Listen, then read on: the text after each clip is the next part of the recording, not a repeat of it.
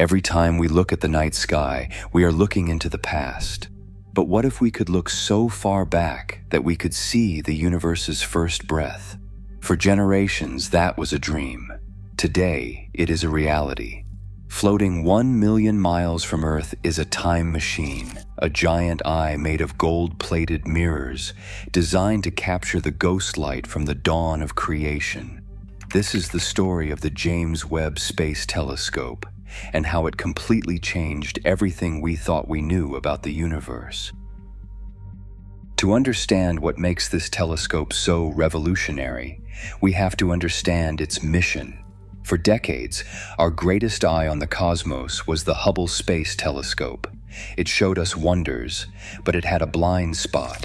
Hubble sees the universe primarily in visible light, the same light our eyes see, but the universe is expanding. As light from the most ancient galaxies travels across billions of years of space, that expansion stretches the light, shifting it from visible into the infrared spectrum. That ancient light is invisible to Hubble. It was a locked door. The James Webb Space Telescope is the key. Enter the hero of our story. Webb is not just a successor to Hubble, it is a fundamentally different kind of instrument. Its massive honeycombed mirror is designed to be a bucket for the faintest, most ancient infrared light in the cosmos. After a flawless launch and a journey to its lonely orbit, the telescope opened its eye. The first thing it showed us was a picture that broke the internet and our understanding of time itself. It is called Webb's first deep field. At first glance, it is a stunning, jewel-studded tapestry of galaxies. But its true power is a lesson in scale. The patch of sky this image covers is no bigger than a single grain of sand held at arm's length. And in that grain of sand, Webb found not hundreds but thousands of galaxies. But how can it see so many, so far away? The secret is that Webb had an accomplice. In the foreground of the image is a massive galaxy cluster called SMACS 0723. Its immense gravity is so powerful that it warps the very fabric of space-time around it. Think of it like looking through the base of a wine glass. The glass bends and distorts the light passing through it, magnifying what is behind. This galaxy cluster does the same thing to the light of the even more distant galaxies behind it. This effect, called gravitational lensing, turns the cluster into a natural cosmic telescope, and Webb used it to see objects that would otherwise be far too faint and far too distant. We are not just looking at galaxies. We are looking through one galaxy to see the ghosts of others that existed over 13 billion years ago, when the universe itself was just a toddler. And this is where the story takes a turn. Because when astronomers looked closely at these ancient galaxies, they found something that should not be there. According to our leading theories, the first galaxies should have been small, messy, and chaotic.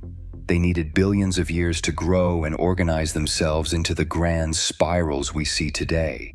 But in Webb's deep fields, we found galaxies from the cosmic dawn that were already huge.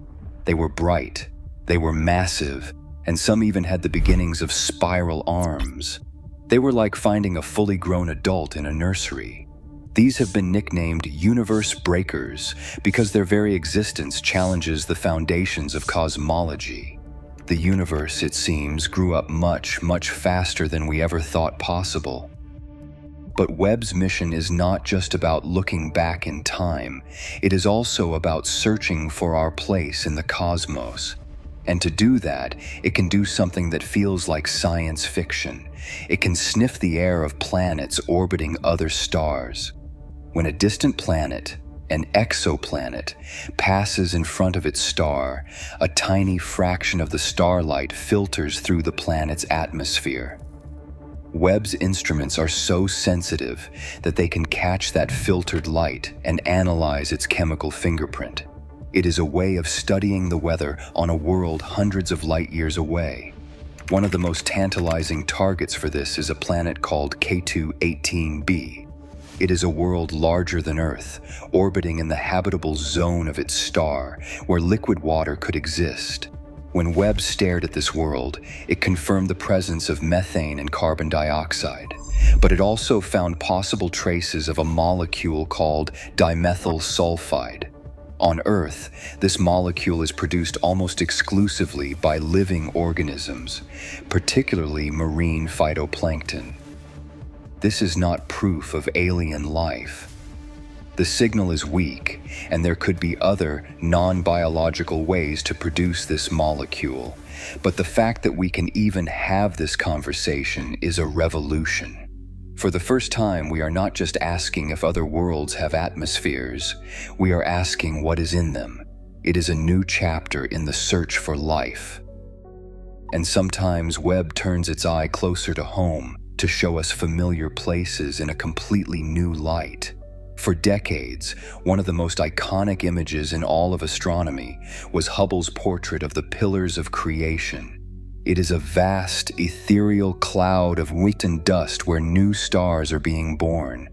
But in Hubble's image, the dust is like a thick fog, hiding the newborns within. When Webb looked at the pillars, its infrared vision pierced through the dust, and what it revealed is breathtaking. Where Hubble saw only smoke, Webb sees fire. Thousands of newly formed stars, glowing like embers in the dark, are revealed for the first time.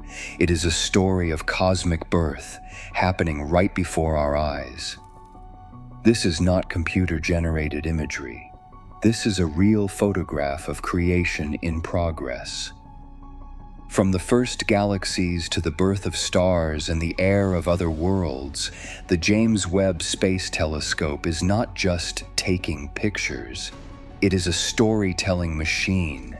It is showing us that the universe is more complex, more dynamic, and more mysterious than we ever imagined.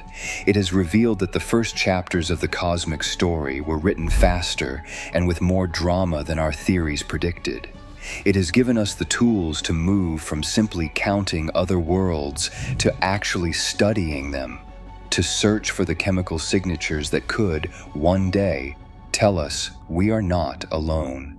The James Webb Space Telescope is more than a machine. It is a testament to human curiosity. It is a promise. That promise says that no matter how dark the void seems, it is filled with light, with history, and with a story that is still waiting to be told.